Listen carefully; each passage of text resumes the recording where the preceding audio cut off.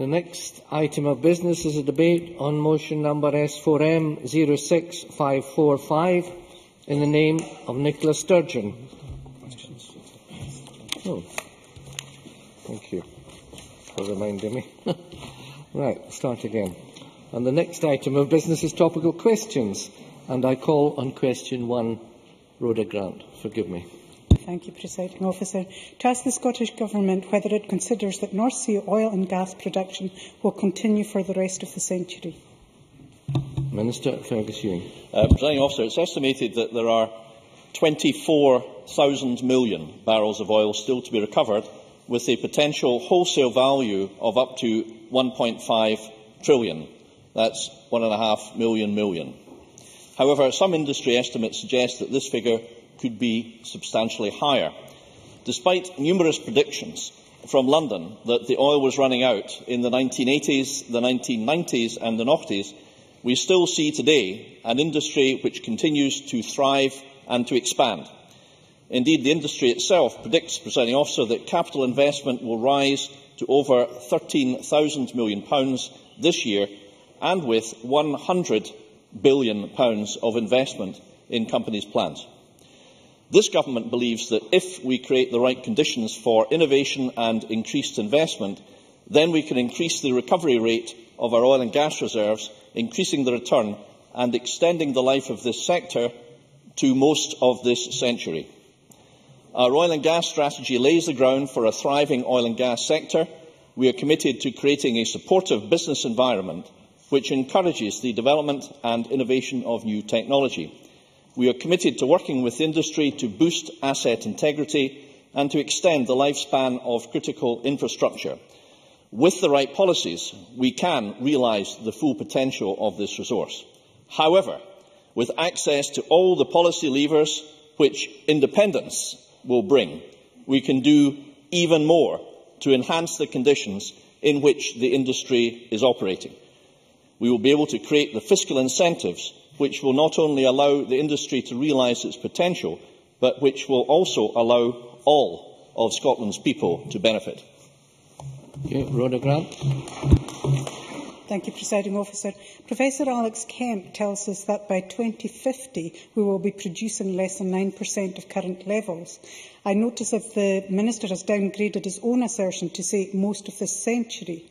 The Cabinet Secretary for Finance, Employment and Sustainable Growth privately told Cabinet colleagues that there is considerable uncertainty over the future of North Sea oil.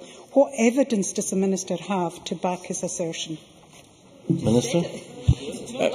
Well, let's stick to the facts then. Let's stick to the facts about the announcement of BP in the Clare Ridge field. Now, the Clare field was first discovered in 1977, 3 years after oil was first brought ashore from the Argyll field. Who then would have predicted that it would be expected and announced by BP that there would still be fossil fuels produced from the Clare Ridge field in 2055? Not many people, certainly not people in the Labour Party, whose negative approach has been the only consistent element of their approach towards the oil and gas industry for years. It is clear, Presiding Officer, that what there is now is Scotland at the leading edge of technological advance in areas such as seismic imaging of 3D and 4D imaging of reservoirs, which can identify so clearly where fossil fuels are, whereas 10 years ago that was not possible. And that's why companies such as Apache, who acquired the BP Forties field in 2003, when it was predicted that there was 144 million barrels of oil of proved reserve left, has now announced that, in fact, already they've had 190, which is way more than the estimate at the time, with a number of 130 million barrels of oil proven reserves remaining. So, Presiding Officer, the history of oil and gas extraction is that there is more than we think. That will prove to be the case here off Scotland's waters, but only provided we pursue the right policies. Rhoda Grant. Thank you, Presiding Officer.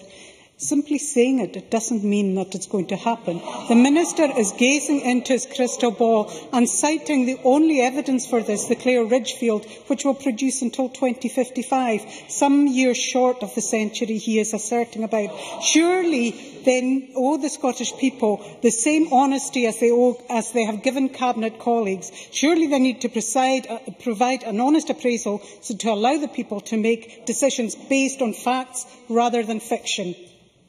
Minister. Well, let's take the honest appraisal of UK Oil and Gas. UK Oil and Gas have produced a report, and if the member wishes to read it, Malcolm Webb has prefaced it by pointing out that there will, over the next 3 years, be 130 wells drilled. And there will this year be more investment than ever before, of £13 billion.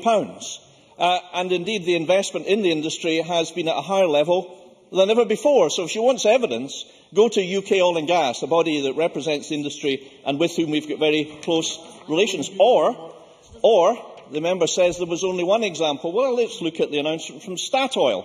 Statoil, on 21st December last year, announced a £4.3 billion investment in the North Sea, which will create 700 jobs, something about which this party is extremely positive. Now, the Mariner field, and that's one of the Statoil's field, the other one is Bressay, Mariner field is expected to produce for 30 years from the date of commencement. So I think that if the member takes a good read at journals such as the Press and Journal, which provides excellent coverage of the day-to-day developments in oil and gas, she will see that there has been a large number of developments that have been announced in the past 18 months, and that if she thinks that there will be no more discoveries than those already here, then I would say that she is alone. Okay, next question, Liam MacArthur.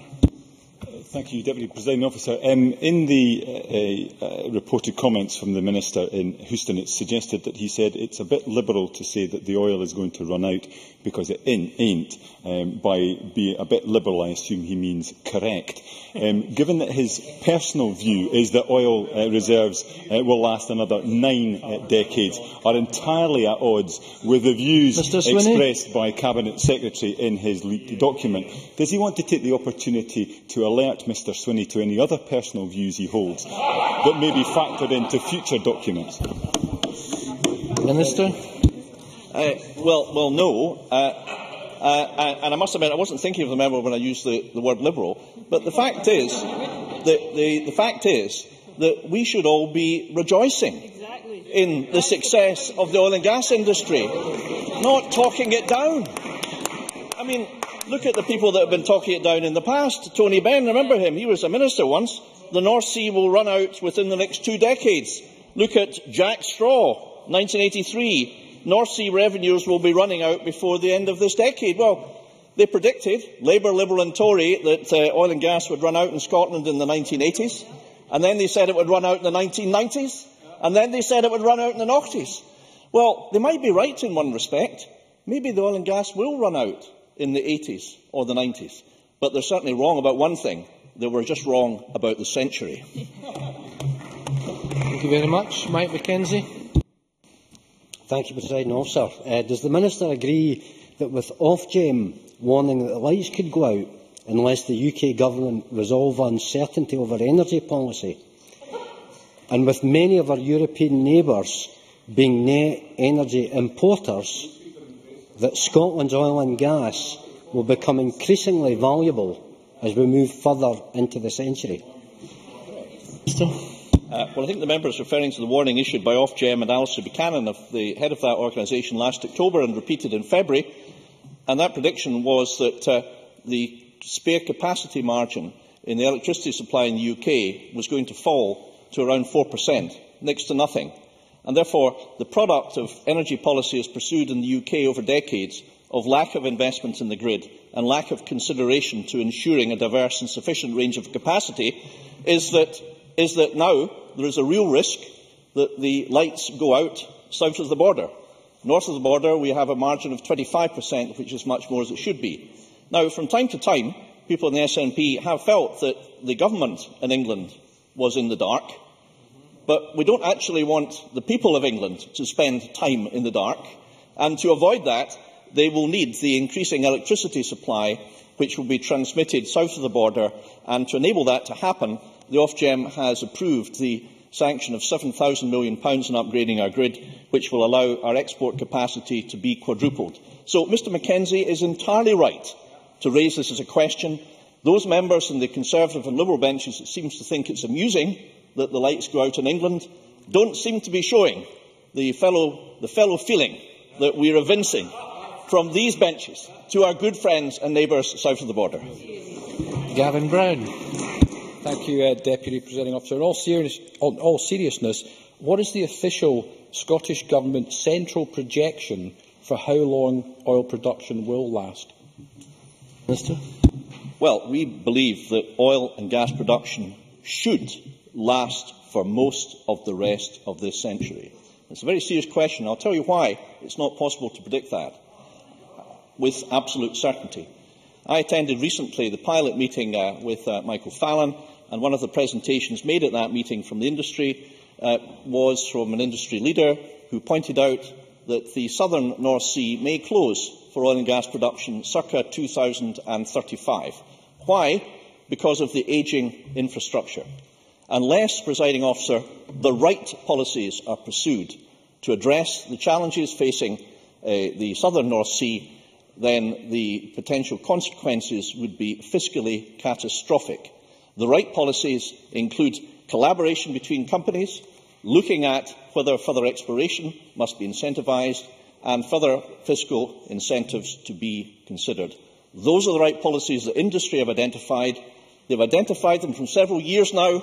Are they going to be taken or not? The consequences of failure were estimated by one industry source as the loss in tax revenue of £85,000 million. That is what is at stake. So I'm delighted to have the opportunity for this debate to highlight the massive contribution that companies in Aberdeen, SMEs as well as big companies, are making in innovation, in technology, in leading the industry throughout the world, as I saw in Houston just last week when I led a delegation of around 50 Scottish companies.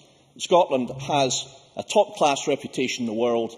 SMEs are at the top of this field. They're leading innovation across the whole range of industry. And surely, Presiding Officer, we should be uniting to celebrate and congratulate that success, not to decry it or seek to minimise it. Thank you. Patrick Harvey. Thank you, Deputy Presiding Officer. If humanity exploits, extracts and burns all the fossil fuels that we already have identified, there will be no realistic chance that we can preserve the climate conditions in which our civilization has been able to thrive. There becomes a moral imperative during this century to leave a substantial proportion of known fossil fuel reserves in the ground unused. Why should Scotland be exempt from that moral imperative? Minister. Well, one of the exciting opportunities that the innovation and technology that's taking place in Scotland by individuals and companies is in the field of carbon capture and storage. And as it happened, I co-chaired the Carbon Capture and Storage and Thermal Generation Industry Leadership Group this morning. And one of the potential benefits from carbon capture and storage is that it can be used to reduce the emissions from fossil fuel, coal or gas generation, something I would have thought actually that the Greens should welcome, but apparently they don't, and store it and use it to enhance the oil recovery. And I would say this to Patrick Harvey: our strategy is based on maximising recovery. Surely it makes sense from a Green point of view that we should take away and take out from any deposit of oil and gas, whether in the North Sea or anywhere else, more than we leave behind. How does it make sense to leave more than 50% of oil and gas behind and then go on to exploit the next field? So I commend our policy to Patrick Harvey. I suspect that he may not entirely see eye to eye with me on the details of it, but I do hope that he will come to support carbon capture and storage. The reports as to the contribution that this could make through enhanced recovery by unlocking 3 billion barrels of hard-to-reach oil from the North Sea is that that could be worth £190,000 million. And I can tell Mr Harvey, who's laughing, that this is a technique and a technology that is being actively pursued by many leading companies as we speak. Dennis Johnson. Dennis Robertson. Okay. Thank you, Presiding Officer.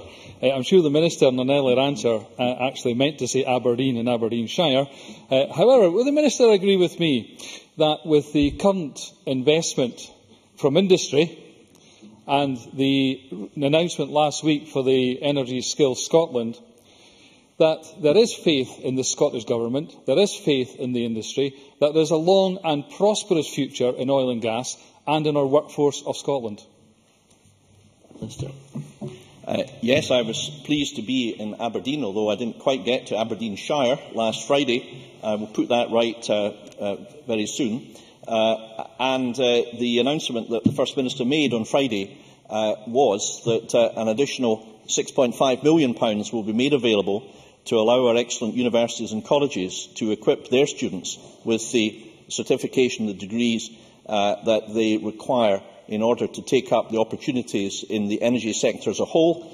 Our estimate, Presiding Officer, is that by 2020 Scotland will need an extra 95,000 people for the energy sector as a whole, in addition to the funding for Aberdeen University, Robert Gordon's University, Aberdeen College and Banff-and-Buchan College and other universities and colleges participating in oil and gas courses in Scotland. There will also be 1,000 conversion training places for those who come into the oil and gas industry or other industries in the energy sector from other fields. I would have thought that once again, Presiding Officer, this is good news, and certainly, to answer Mr Robertson's question, it was very much welcomed at Robert Gordon's where the announcement was made, and I pay tribute to all of the staff and people who work extremely hard, as the First Minister and myself saw on Friday, in equipping young people to acquire the skills that they need to take part in these exciting industries.